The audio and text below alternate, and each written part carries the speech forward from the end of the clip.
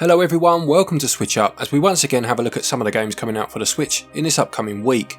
In terms of dates, we'll be going from the 29th of April up until the 5th of May, and we'll first look at any games that released without being in one of these videos for whatever reason, before moving on to the week at hand.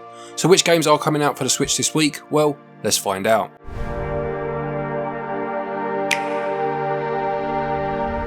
Let's start with a few games already out, and the first is called Mercenaries Lament, Requiem of the Silver Wolf.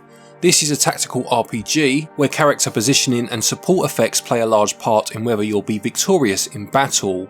It includes a mechanic called Advent attacks, which must be powered by your main protagonist gaining BP, which I assume stands for battle points, and this mode will allow your party access to a number of special moves. This released on the 27th and it sells for £16.19 or your regional equivalent. Also already out is Ash of Gods The Way, which I presume is a sequel to the Ash of Gods game already on the Switch, a game which we reviewed back in the day. This is a turn-based, story-driven tactical card game with handcrafted battles, and it promises that each will have different rules and objectives. You'll need to build your deck with characters, spells and items from 4 factions and adapt your strategy for each battle. The choices you make will determine which ending you get. This is currently offering 10% off of its usual price until the 9th of May, so there is a bit longer to grab this one on a discount if you are interested. You have The Companion, which describes itself as an adventure to a magical world beyond time and space. You play as an agile fox spirit, darting through 7 magical kingdoms, and must become the ultimate companion to those in need. The blurb is a little vague both in terms of story and gameplay details, but it does mention a simple progression system and a relaxing gameplay loop. It sells for £17.99. And the last for those games already out is Afterimage, which is a hand-drawn 2D action-adventure that emphasises fast-paced combat.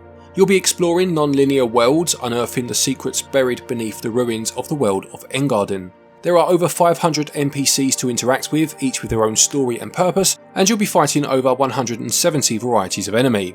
You can build your character due to some RPG mechanics and choose from over 200 different pieces of equipment from classes such as main and sub weapons, armour and accessories. There are new abilities to learn which will enable you to gain access to new areas, and there are a number of endings to discover. This one costs £20.99 or your regional equivalent. Let's move on to the games coming out this week, and the first is Toziuha Knight, Dracula's Revenge. This is a side-scrolling action platformer where you play as Xandria, an alchemist who uses a whip made up of iron chains to fight against the evil demons on her way to Dracula's castle.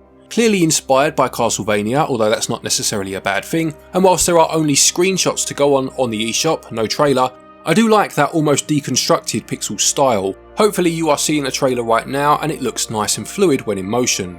This is only £4.49, so it could be a nice cheap option if it runs well. It releases on the 2nd of May.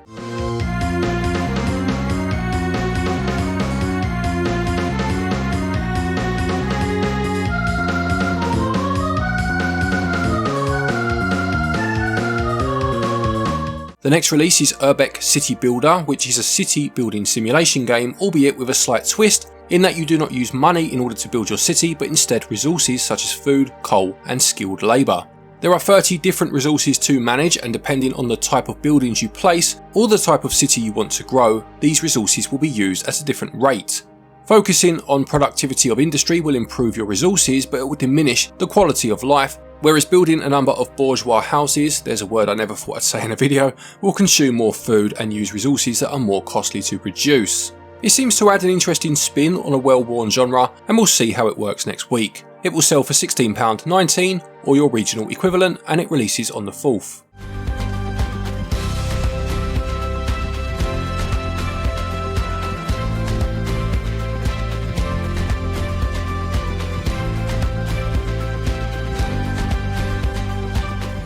Next is Mia and the Dragon Princess, which is an interactive FMV game from Wales Interactive. This is a buddy action movie following Mia, a plucky barmaid whose life is thrown into chaos when a mysterious woman turns up at her workplace on the run from a gang of thugs and is also unable to speak English.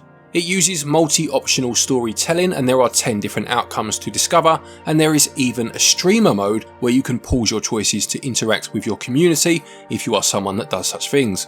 I've played a couple of these games from Wales Interactive and I have really enjoyed them. I've always had a soft spot for these sort of FMV games. This is also out on the 4th and it will cost £9.99. This is the most historically infamous sordid den of villainy that ever was in old London town.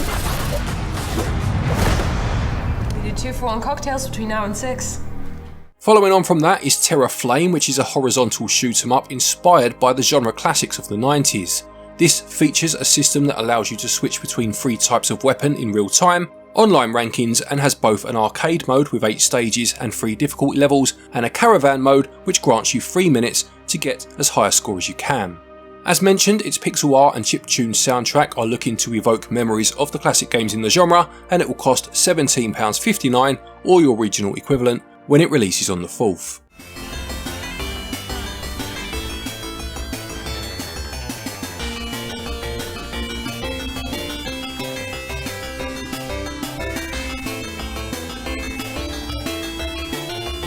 The penultimate game for the week is No Place Like Home. This calls itself a relaxing life simulation game which is centred around the story of a girl named Ellen who decides to visit her grandmother on Earth for the last time before moving to Mars. However, on arrival she discovers that her granddad is missing and his farm has been destroyed. You must rebuild the farm, finding seeds and growing produce, using these to create meals and recipes, finding farm animals and giving them a new home, and cleaning the world around you and recycling the rubbish that you find. It mentions adventures through diverse zones and missions to undertake, and I do wonder if the Mars and the missing granddad and Nan are intrinsic to the gameplay or just a plot point to get you started at an abandoned farm, as is the case with a lot of these farm sims. We'll find out next week I suppose, and this will cost £22.49 or your regional equivalent.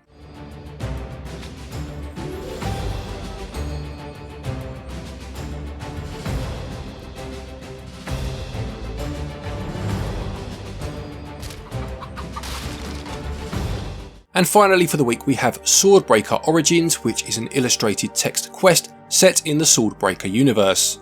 This tells the events and adventures of Swordbreaker and what happened to him before the events of the first game. Whether he will become the adventurer he should be is down to you the player.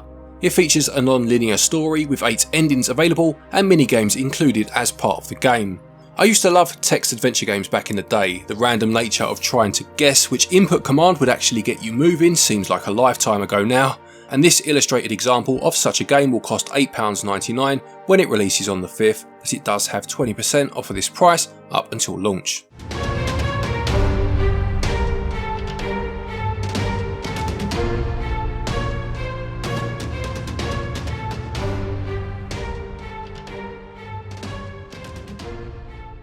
So there you have it, another week of Nintendo Switch releases. Quite a quiet week to be fair, we have had some pretty big games in the last few weeks. But is there anything there that you are picking up? Please do let us know in the comments section below.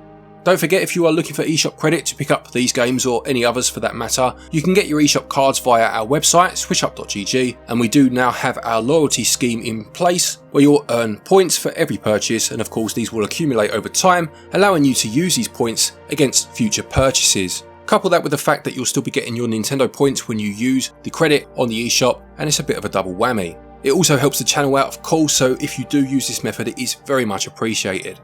There's also a link down there to Play Asia if you're looking to import any games. Use the link, use the code stated, and you can get yourself 5% off of an order. A quick thank you to our patrons and our channel members for your continued support, and to each and every one of you for watching our videos. Take care, and until next time, happy gaming.